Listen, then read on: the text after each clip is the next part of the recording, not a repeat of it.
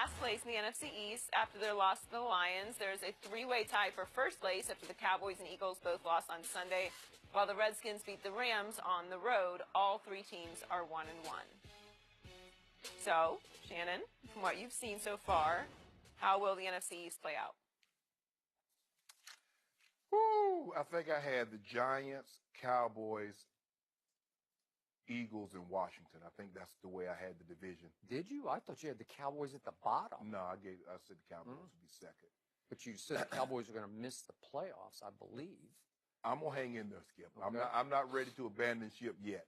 I'm not gonna do like Ben McAdoo. I'm not gonna throw Eli up under the bus yet. Because they're 0-2, but the rest of the division, they're in last place at 0-2, but everybody else is tied for first in the division at 1-1. So all is not lost. Because guess what? They can hang a loss on Philly, and then all of a sudden they're tied with Philly. Philly's in the same position they are. Arizona can hang a loss on Dallas, and hey, here we go. So all is not lost. We're not even a quarter of a way through the season. But the thing that scares me and what I've seen from the first 2 weeks, the other three teams in this division, they don't have trouble moving the ball offensively like this Giants team, Skip. And that's what's concerning. Also, what these other teams can do is get after your quarterback. If Eric Flowers cannot block any better, if that offensive line can't block any better, what are you going to do with Fletcher Cox and Brandon Graham and Lawrence and Kerrigan and all? What are you going to do with those guys? I'm not going to abandon ship just yet, Skip. But let's just say, if I see any more gunfire, I'm ducking for cover. Really? You're going to hang in? I'm going to hang, Skip. So you're still saying the Giants are the cream of this crop? It's not much of a crop right now. But the milk's sour anyway. So everybody that's sitting there, this is not like no 1%, 2%. This is buttermilk. Nobody drinks buttermilk. I mean, you make biscuits and stuff with butter. Probably. Ooh, my stomach hurting just thinking about it. I mean, because that's what I'm thinking about when I watch the Giants offense. I'm like, ooh. So you still say the Giants are going to reverse field and win the NFC East? I'm saying at 2 games in, they're only 1 game back, Skip. That doesn't matter. Oh, so you just... I just read you their schedule. Do you want me to read it again? No, I don't need you to read it again. Are they going to win at Philly? I don't think so. They might. Are they going to win at the Bucs? They might. I doubt it. Chargers, 50-50 at home. At Broncos, I know what you'd say about that game. And then Seahawks at home. That's your Super Bowl winning pick, right? They better hope what you call them go on vacation. Von Miller go on vacation because you don't want him seeing Eric Flowers. Eli doesn't want to see. Yeah, that's what I'm saying. 58 in his lap all day long. So, to me, from what I've seen so far, my Cowboys got this. Oh, they got it.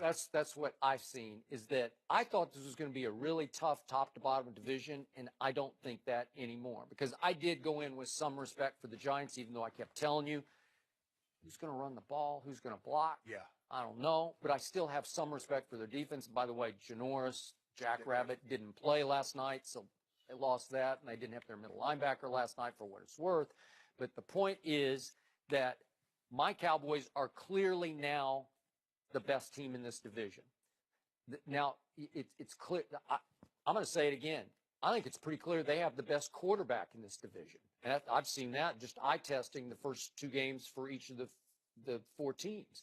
And clearly they have the best offensive line. It got punched in the mouth by your Broncos, but I still think it's the best offensive line. They have the best running back in the division. And they have a defense that I think, if it can get healthy, will get a little better by the snap through the rest of the year and will wind up being as good as it was last year when it allowed the 5th fewest points in the National Football League. Okay. So now we go to the second best team in the division, the Eagles, and I do have respect for their defense, but I had respect for it last year. It still comes down to their young quarterback. Correct. Their Dak. And he is what he is and what he's not. Because if you look at Carson Wentz's QBRs, last year he wound up with a 49 QBR on a scale of 0 to 100. So for all the games he started last year, he was 49, which is slightly a tick below average. Okay. And that ranked 24th in the league. So far this year, in the first 2 games, his QBRs have been 48 and 48. He's right on schedule. He is who he is and who he's not from last year. He's the same guy. And I watched their game at Kansas City, and he's just deer in headlights too much. He's got a big arm. He's a stud big athlete. He can run with it. He'll make some big runs for first downs. And then all of a sudden he'll make a throw where you say, well, what was that? That was just crazy. Right. Threw off one of the Chiefs' helmets and bounced straight up in the air and goes the other way. So do I trust him to win this division for the Philadelphia Eagles? I'm sorry, I don't. They got him some new weapons, some veteran deep threats, obviously Torrey Smith and Alshon. So they're a little better than they were last year, but I warn you, they got off to a hot start last year, and everybody's raving about them. Then they hit their bye week, and they hit the wall. But, Skip, you look at Doug Peterson. You signed LeGarrette Blount, gave him $1.2 million, and all you do is let Wentz throw the football. And then he says after the game, we need to run the ball more. Yep. Hell, you're calling the plays. Call more runs. He's in love with the combination Brett Favre, Peyton Yes. Manning, right? That's who he thinks. And he's trying to validate that. He is. He's trying to validate Yeah, he is. all these This kid is something. I'm sure he's a great young man. I'm sure he loves him. Loves to be around him and interact with him all day. And I'm sure Doug Peterson, who was a career backup quarterback, sees, I'm that guy. I could have been that guy, but he can take it beyond what I was as a quarterback. If I can teach him what I know about the position, I'm sorry, I don't see it. Maybe I will, but at this point, I'm not seeing that. So for the Eagles, remember, they survived game number 1 at Washington. Do you remember that play late in the game? When Kirk, I don't know if we have that play. I think we do have that play. When Kirk Cousins dropped back and his arm was clearly going forward, and they ruled that it was a fumble, that this is the game saver. And Fletcher Cox just scoops it and goes and scores with it. I think it was 22-17, and I got the momentum had shifted, and I thought Kirk Cousins was going to go the other way at home and win the game, which he is certainly capable occasionally of doing. Well, you remember also in that game, Skip, they ran a shallow cross, and Wentz overthrew the guy, and then comes back the very next play and throws a pick six to Ryan Kerrigan. He did. And those are the ball got tipped on that one, but he did. Yeah, but those are the plays that you have to avoid. The big, costly turnover. I got it. So in the end, after that game, the opener at Washington, they gave Doug Peterson a Gatorade bath, and I'm like, what did you just win? Yeah. You were, what were they last year? 7-9, missed the playoffs, and you just win game 1 against the team that most people ranked worst in your division, predicted would finish at the bottom of your division. You get a Gatorade shower? Was the Gatorade bath any worse than your team being overconfident from beating the Giants? Well, they didn't Gatorade bath Jason But y'all get Garrett, confidence. they They beat the team that beat them. Well, that was a huge deal, man. It was on Sunday Night Football. I thought it was a huge deal. No. You thought it was a huge deal. No, I did not think it was. They held Eli Company to 3 points. Well, considering that Eli and them hadn't scored more than 20. You can now discount what you saw a week ago on Sunday night. Yes. You can discount. I give you that. I'm going to discount it a little bit.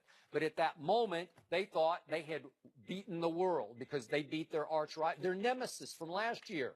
They got revenge, and they went to Denver strutting their stuff. For what? Well, I just told you for what. Beat the Giants. You beat Eli Manning. You loved them. For a while, you were going to pick them to win the whole NFC in the offseason. You went for 3 months saying the Giants are going to win the NFC. Yeah, I got up that right. Way. So how do you rank the teams now? Okay, so I got Dallas far and away the best. I got the Eagles number 2, but I don't love Carson Wentz. And I got to tell you, I think Washington at this moment is a little better than the Giants. I just think they are. You heard that, Jack Rabbit? Well, did you hear that, Eli? I'll just call out Eli because his coach called him out. I mean, what have you seen so far? You're jumping off the bandwagon. You won't admit it, but you're just off. My eyes hurt. I hadn't seen a whole lot. Man, he's looking terrible. I mean, they're just terrible. They just can't. It's not that they can't score. They can't move the football. Yes. That's the problem. They can't even, get first downs. I tell you what, I'm going to get solidly behind the Giants if they can protect Eli for 3 straight plays. If they don't allow Eli to get hit for 3 straight plays, I'm back all in. Very high standard. That's all I'm asking. Hey. I'm not talking about 3 plays throughout the game. I'm talking about consecutive plays in which Eli does not get hit. Fletcher Cox and company can rush the passer. Okay, let's start it next week then. Okay, you want to start the next week? Okay. At Jameis and company, they got a couple. Gerald McCoy. He can rush the passer. Yeah. I don't think it's going to get any easier. No, they're looking at if they continue, unless Nodell decides he's going to take over games. But last night, he was like, well, that was some of me out there. And I can't figure out his mentality at this point. Is he pouting? Is he playing hard to get? Is he negotiating? Or is he really hurt? I don't know.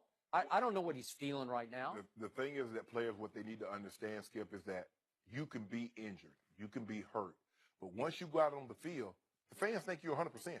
They don't remember that Odell didn't play the last preseason game. He didn't have to do a whole lot of practicing. He didn't play game one. All they see is 13, Beckham Jr. on the back. They do. They expect him to go out there and make one-handed catch and be the player that he was before he had this injury. So that's what I'm saying. When you go out there, there's a level of expectation that the fans, the coaches, your teammates expect you to play at. Yep. And if you can't get there, bruh. I expected Odell to make a couple plays last night, and we both thought the Giants could win a low-scoring, close game. Right. You said 2017. I said 19-17, and I kept waiting for Odell, and he caught, 4 balls, and the last one he missed, and he ran the route short of the sticks. Right. I mean, really? They're a mess. And remember, they're averaging these low points over the last 8 games, and in 7 of those 8 games, Odell has played. Correct.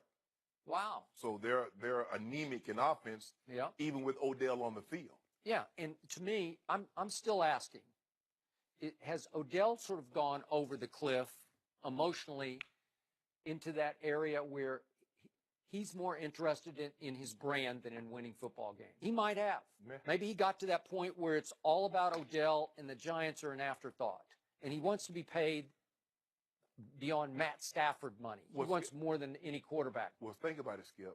He launched himself into our lexicon and lost.